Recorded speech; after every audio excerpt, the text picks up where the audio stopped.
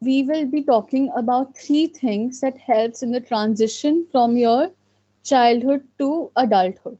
Okay, just a second. Yeah. Okay, so now here, see, I will state three things and let's see if we know the meaning of those three things. Okay. Ma'am, have you taken your attendance? I'll take it in the end.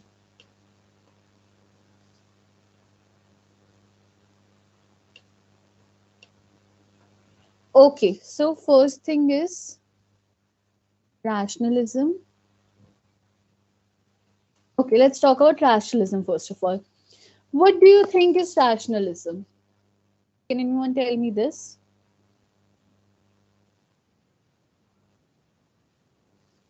Okay, quick decision making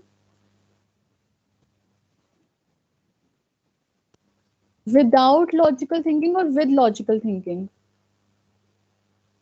With logical thinking. Okay, very good. Anything else that comes to your mind when I talk about rationalism? Practicality.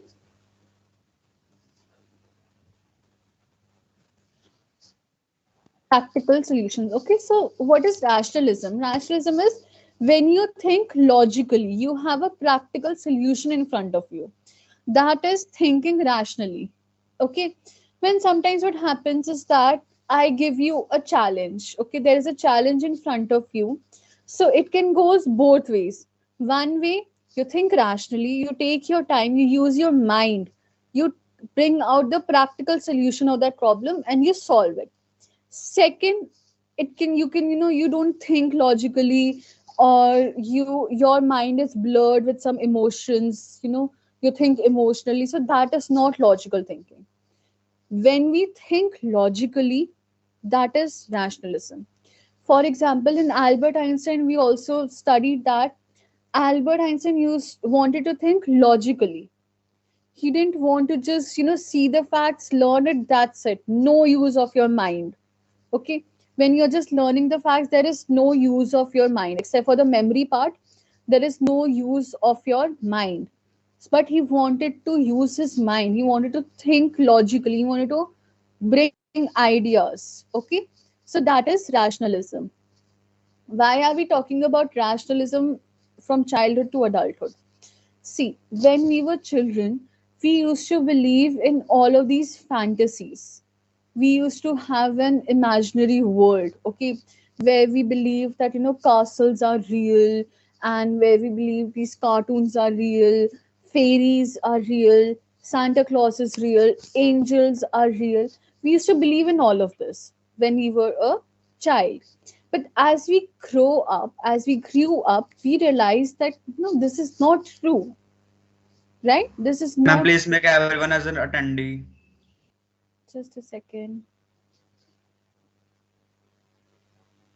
Isn't there a permanent solution to this, that every time the meeting has you as Ma'am, have attending? you taken attendance? I'll take it in the end.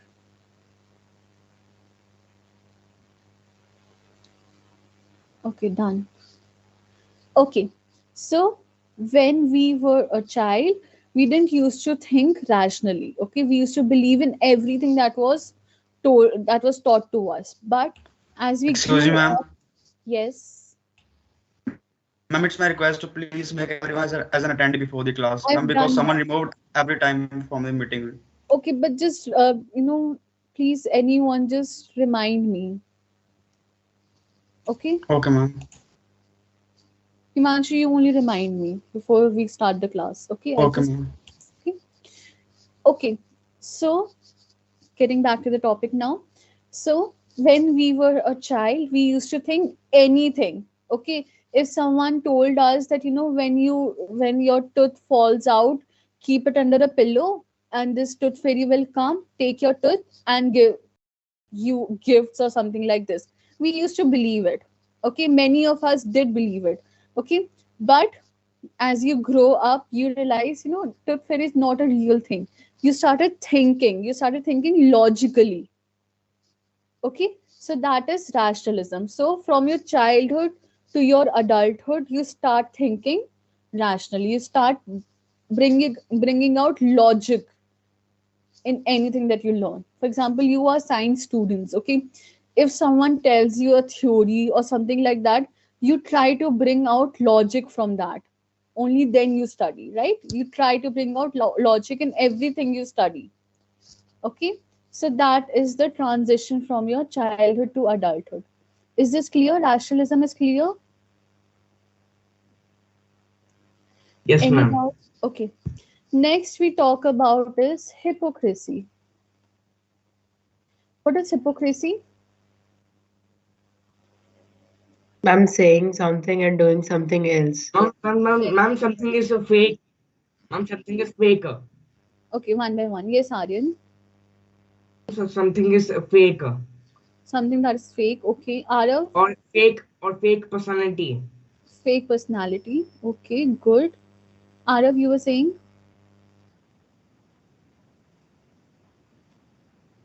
Okay, very good. So hypocrisy is, for example, I say I am doing this particular thing. I believe in this, but my actions tell a different story altogether. That is hypocrisy. Clear? So I can say that it is very pretentious, okay, that I pretend to believe in this. For example, I'll give you one example, okay, and it's just an example. See, I say, just an example, that I say I don't believe in wasting food, okay. I believe that if some food is left, I better give it to someone who is in need of food, okay. So I don't believe in wasting food at all, but you see me throwing away my leftover food, so that is me being an hypocrite. Clear? And hypocrisy is, if you want to see the real hypocrisy, like the maximum hypocrisy is with philosophers. Why? Because philosophers tend to talk about moral values, ethics, beliefs, but most of the philosophers do go and do the opposite thing in their real life. So those are hypocrites. Clear? Meaning clear? I have an example of hypocrisy, ma'am. Sometimes, some politicians are also hypocrite. Very good. Politicians are a big time hypocrites, okay. They will give you the speech that we will do this, we will do that, and when you vote for them, they win zero results, no results at all. Okay, very good example. Okay, so now why are we talking about hypocrisy from childhood to adulthood? So when In childhood, we tend to not be hypocrites. We believe what we say, and our very action match our words. But as we very grow up, we tend to believe something else and do something else. very good, Kanak, very good. They have this unconditional thing. Very good. And also, when we say, when we were children and we used to say this, we used to do that, as Kanak said. Very good. And also, when we were a child and someone told us, for example, let's take the example of politicians only. Okay. For example, imagine you are in second class. Okay. And you have switched on the TV, second or fourth class. You have switched on the TV and you see a politician on the screen. Okay, and you see that this politician is saying something, okay. For example, anything that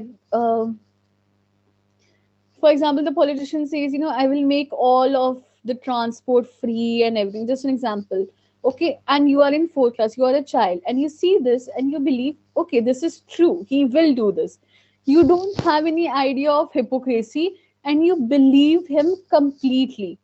But now that you are an adult, until and unless you see the result, you will not believe it, right? Until and unless you see the result, you will not believe it.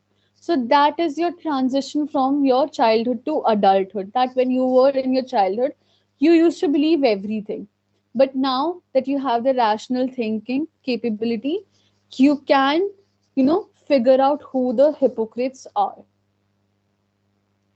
Clear? Okay, one rationalism point. There is a, this I've told you before also. There is a huge difference between animals and humans. And what is that difference? That difference is of rationalism. Animals cannot think logically. Animals doesn't have that power. They don't know what is right and what is wrong.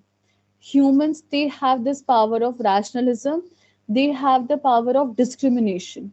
They can discriminate what is right and what is wrong. Okay. Now, the third thing,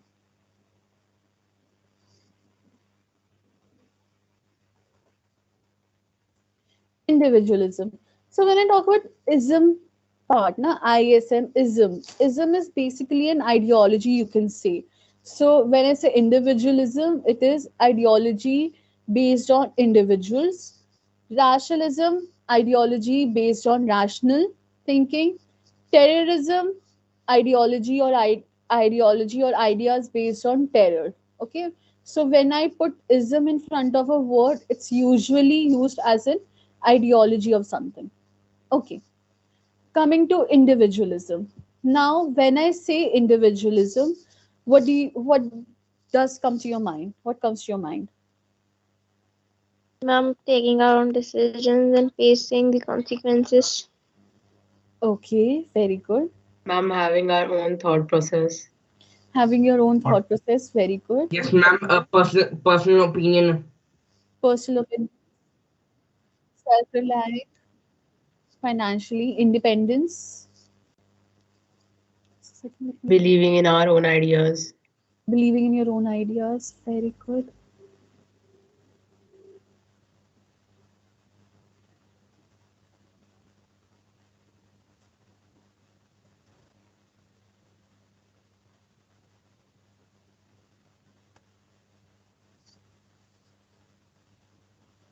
Okay.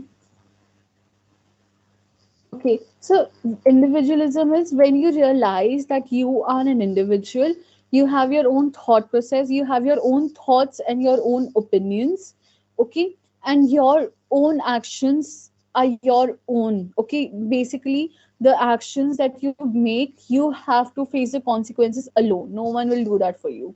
So your actions and your thoughts are your own. That's it. Okay. So when we were a child, our thought process didn't really develop at that point of time. So we used to depend on our parents on every single thing. If our parents says that this is good and this is bad, we used to believe that. But as we grew up, we started asking, why is this good and why is this bad? Because we developed our thought process. Okay. Are all these three words clear? Yes, ma'am. Okay, remember these three words. Okay, rationalism, hypocrisy, and individualism. Okay, let's move to the poem now.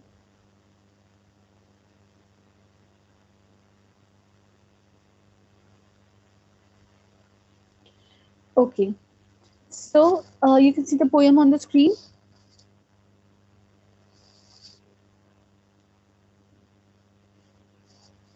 Yes, you can see the poem on the screen. Okay, Yes, so ma'am. this poem, Childhood, is written by Marcus Natin. Not much is known about this poet. Okay, I guess he only wrote this one poem, Childhood. That's why it's not much. We don't know much about this poet. Okay, so now in this entire poem, Marcus Natin, the poet, is trying to answer his own question. Okay, he's trying to answer his own question. And what is the question that he's asking? He's asking when and where did he lose his childhood? Okay, he's asking when and where did he lose his childhood? Okay, okay. When did my childhood go? Was it the day I ceased to be 11? Was it the time I realized that hell and heaven could not be found in geography and therefore could not be? Was that the day? Okay, now in the first paragraph, we talk about that poet says that we used to think that hell and heaven are real. When we were a child, we were told that good people go to heaven and bad people go to hell. And even our parents used to say this in Hindi that अच्छे लोग स्वर्ग जाते हैं and बुरे लोग नरक जाते हैं. Okay, we used to hear this a lot that if you do good things, you'll go to heaven, if you do bad things, you'll go to hell. Okay. But now that we have grown up, we have realized that hell and heaven is not real. No one exactly knows what happened. No one knows what happens after you die. Okay. And hell and heaven are just concepts, basically to scare you or to make you do good things, it's just a concept. Okay. So the poet says that was it the day that I realized that hell and heaven cannot be found on any globe. Okay.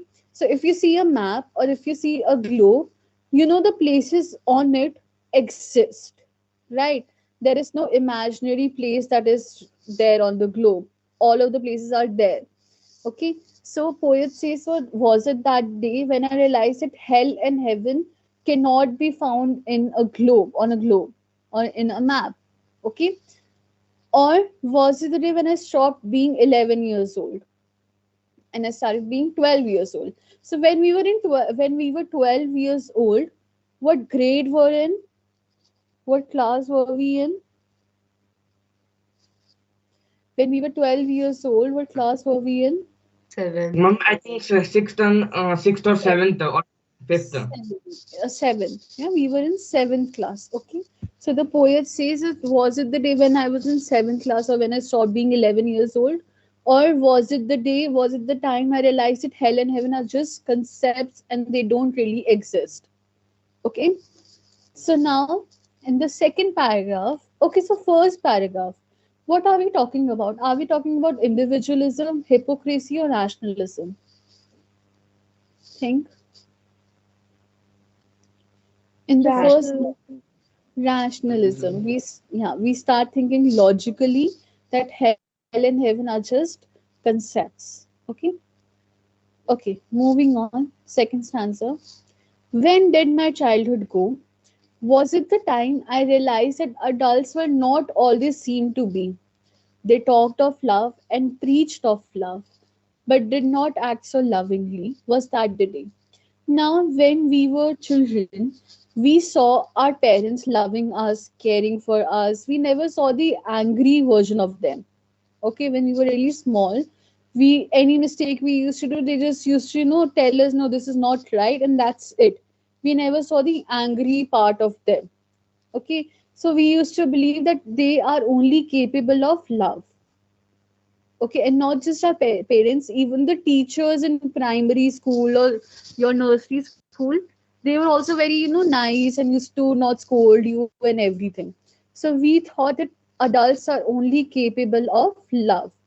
But when we grew up, we realized that it's not true. They can be aggressive, they can be mean, they can get angry, they can be violent. Okay, so it's not like they are only capable of love. Okay, even though when we were a child, they used to talk of love, but again, their action used to tell a different story. And we realize this when we grow up. Okay, so in this stanza, we are talking about Hypocrisy. Hypocrisy. hypocrisy. We are talking about hypocrisy. Okay. Next, preach means preach of love. What is the meaning of preach? Ma'am, teachings. Teachings. Very good. To teach something you believe in. Okay.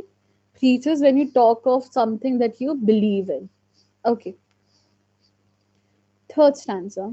It's a very easy poem. Okay. Third stanza. When did my childhood go? Was it when I found my mind was really mine to use whichever way I choose, producing thoughts that were not those of other people but my own and mine alone? Was that the day? Now, in the third stanza, he's again asking, when did I lose my childhood? Now, see, in this entire poem, he is trying to pinpoint a particular situation. He is trying to pinpoint a particular time he lost his childhood. Okay. So now what happens that in the third stanza he says that was it the time when I realized that I have my own thought process. Okay, I have my own cognitive or thinking ability. Okay, that I can make up my own mind. I can make up my own thoughts and I can use it whichever way I use. Okay, I can use my thoughts positively, I can use my thoughts negatively. It's up to me. Okay, and I produce thoughts that are mine alone and no one else. Okay, you are not responsible for my thoughts, same, I am not responsible for your thoughts. Clear? So, in the third paragraph, we talk about Individualism. individualism. Very good. Next paragraph. Where did my childhood go? It went to some forgotten place that's hidden in an infant's face. That's all I know. Now, in the fourth paragraph, the poet changes his question. He shifts from when to where. Okay, he changes his question from when to where. He knows now he can find out the reasons that led to the time he lost his childhood. Now he know the reasons, at least he can guess the reasons. Now he wants to know where he lost his childhood. Okay, it went to some forgotten place. Forgotten place because the childhood is now a lost memory. Okay, childhood is now a lost memory. Why lost? Can we get our childhood back? No, ma'am. No, we cannot get our childhood back. Okay, even if I say that I am a child inside, and I can also do a lot of things that a child does, it's not true. Okay, because childhood to adulthood, there is a huge transition in your physical, mental, psychological, emotional capabilities, personalities. There's a huge transition. Your mind develops, you experience a lot of things. Okay, so once a childhood is gone, it's gone forever. So it's a lost memory. That's why it has gone to some forgotten place that's hidden in an infant's face. Now the poet says that the childhood is in an infant's face. That means that he can still find childhood, he can still find that innocence or that purity in an infant's face. Okay. So when you see a toddler, or when you see a baby, or when you see an infant, you can see that, you know, that innocence, you can see that purity on his face. Okay. And even though the poet doesn't have his childhood, he can still find that childhood in an infant's face or with an infant. And that's it. That's all I know. So this is the entire poem. Just take 2 to 3 minutes, read the poem, and ask if there's any doubt. Okay. Read the poem, everyone. Ask if there's any doubt.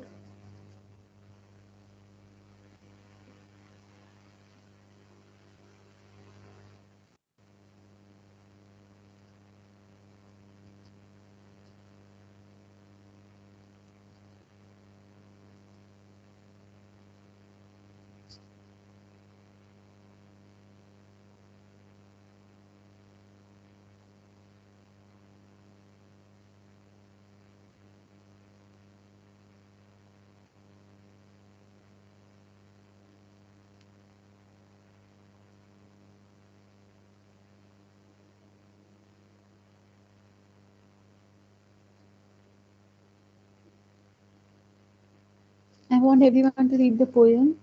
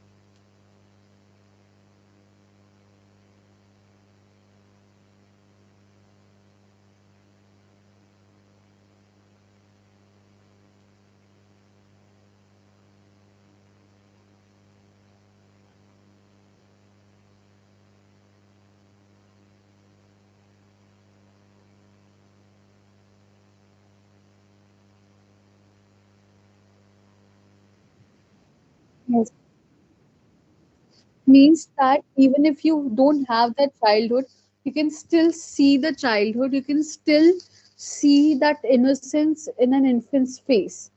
Now the childhood has gone to that infant's face. Okay, that infant still has the childhood. Okay, the toddler or the baby or the small child still has his childhood or his innocence. Clear? No, childhood in general sense. He's basically personifying childhood. That childhood is thinking of a childhood as a thing that has gone from him to an infant's face. He's talking about childhood in a very general way. That if you want to find childhood, you can find that childhood in an infant's face. Okay. Ma'am, is it saying that it has left the poet and gone to somebody else? Okay, still we are not talking about his specific childhood, we are talking about childhood in general. Okay, he is saying that from me the childhood has gone to an infant. Am I clear? We are personifying childhood, we are giving childhood and like a personally ability. The childhood has gone from the poet to an infant, it can be any infant. Okay, so basically today if I say find me someone who is very pure, who is very innocent, you will just bring a baby. You cannot bring an adult who is very pure and who is very innocent and sincere. No, that is only a child. So the poet is saying the same thing, that the childhood is now hidden in a child. Okay, keep the meaning as simple as it can be, that the childhood is now with the child. Is it clear now? What's your like? Yes, sir. Yes, ma'am. It's clear.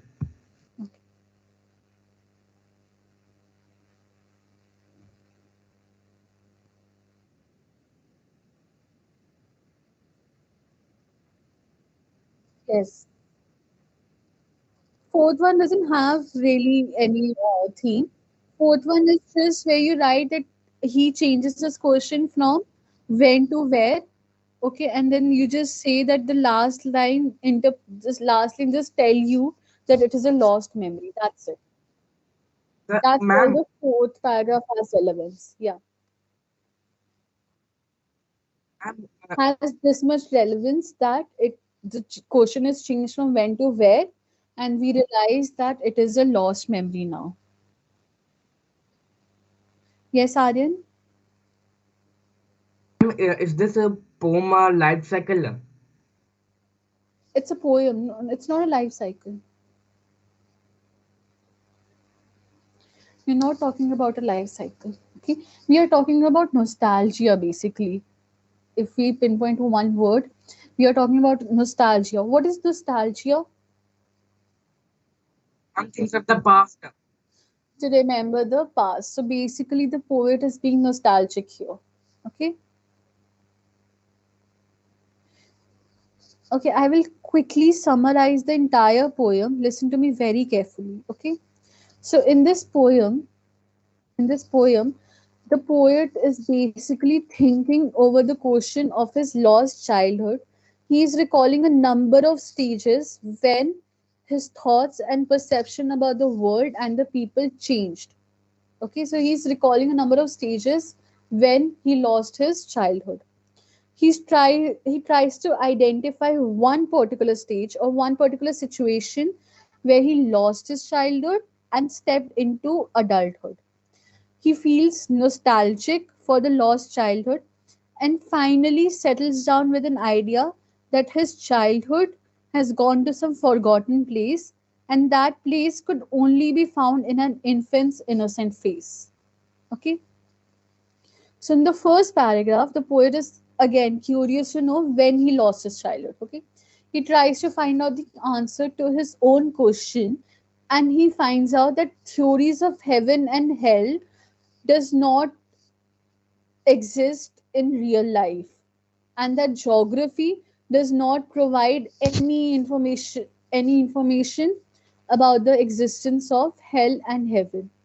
Okay, so basically when he goes to the school, he gets a proper education, and that education has made him to develop more reason and logic.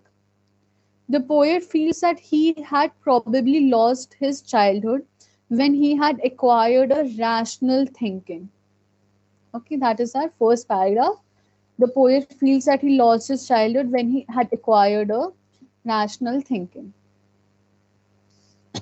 Next, Next stanza, the poet figures out that the adults around him did not practice what they usually preached.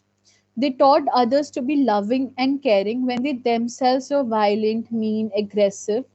Okay, and this is when the child loses his trust and faith in the adult. The poet also realizes that probably the loss of faith and trust, and realizing that adults are basically hypocrites, was that the time that he stepped into adulthood. Third paragraph. In this paragraph, the poet realizes that his mind is powerful and it can take its own decisions.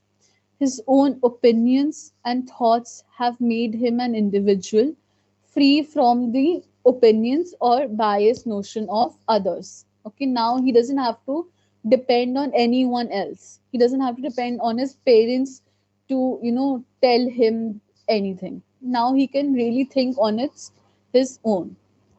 Okay, and this is when he thinks that his individuality and his experiences have taken away the childhood from him. Now, coming to the last stanza, the poet changes his question from when to where he lost his childhood. And for him, the answer is very easy. He says that childhood has gone hiding into some forgotten place.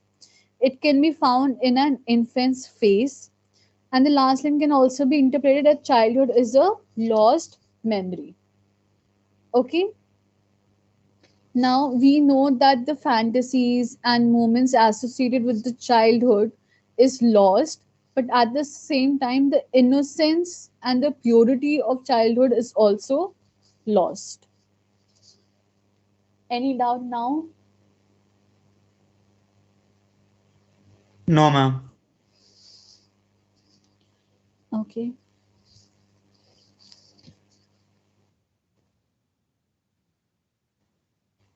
Okay, let's do question answers. Question number one, individuality stanza. Stanza number. Rationalism. First, Hypocrisy. Yes, hypocrisy. second, Very good. Okay. What, according to the poem, is involved in the process of growing up?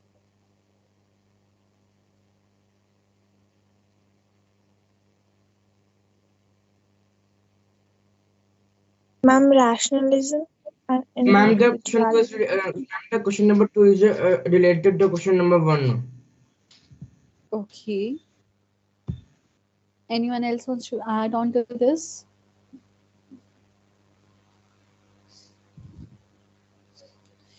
Okay. According to the poem, basically the loss of childhood is involved in the process of growing up, that you lose your childhood, and also you have this increase in understanding, that is your rationalism, power of rationalizing, and you also have a individuality and self confidence. So all of these things are involved in the process of growing up. Now, what is the poet's feeling towards childhood?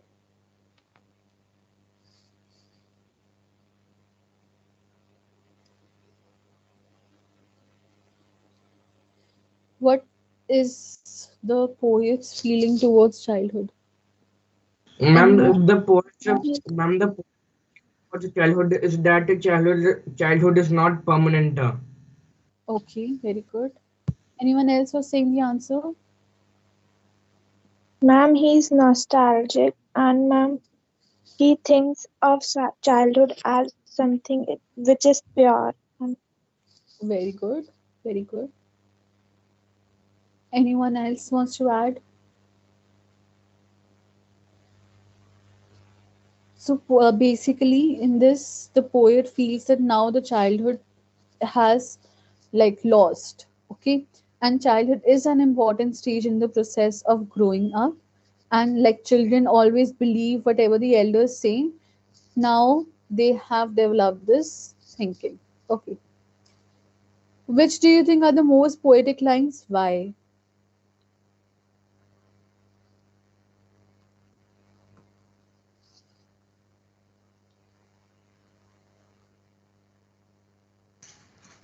Ma'am, the last second line. The last stanza. The last answer. Very good. Why? Ma'am, because it just symbolizes the childhood. Okay, it Ma'am, summarizes. because it is personified. Okay, and because it rhymes also. Okay, very good. And also because these lines are basically summing up the entire process of growth. Okay, it is very beautifully, it has summed up the entire process of growth, an entire thing that childhood is now lost, now we have grown up. Only a few lines have summed up the entire thing. Okay, very good, everyone. Okay, now quickly let's discuss the theme of this poem.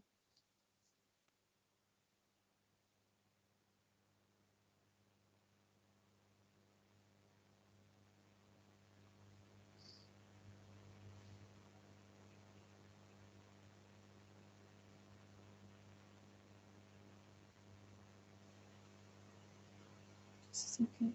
Okay.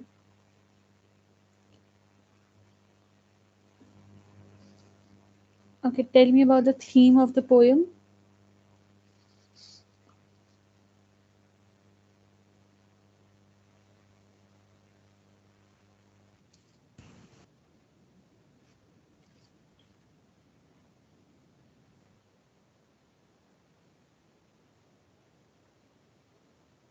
Okay, very Mom, good. transition of a individual, Sorry, I'll transition, transition.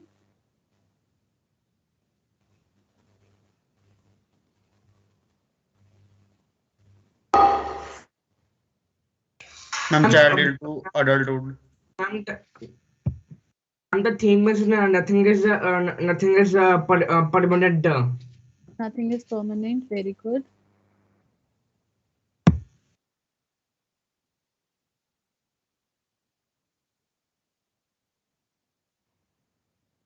And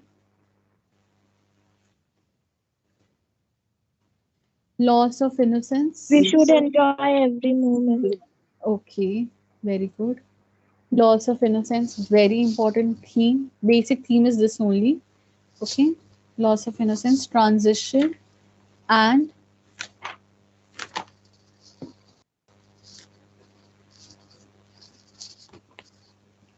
what all helps in transition of childhood. Then you explain that. Okay, what all helps in transition of childhood, you tell that emergence of individuality, rationality, and ability to see through hypocrisy is the period of transition from childhood to adulthood. Okay, so this is basically the theme.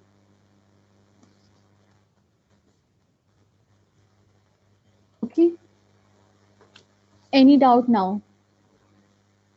Any doubt in the entire poem? No, ma'am. Okay, so tomorrow we'll be doing the assignment of this, okay, and the poetic devices. Okay, okay, I'm taking the attendance now. Just a second. ma'am, what the approval notebook then for now in 1 minute? For now, you have to do NCRT question number 2 and 3. NCRT Okay, question ma'am. number 2 and 3. Okay. Okay. Ma'am, can you please send the thing that you have wrote on the whiteboard, The thing that I have, written on the whiteboard? yeah, I'll send you the picture. I'll send the picture in the group. Okay, quickly. Attendance, Akansha. Present, ma'am. Arav Grewal, Arav Sharma, Agnish. Present, ma'am. Ma'am, Arav Grewal present. Okay. Akshita, Aman,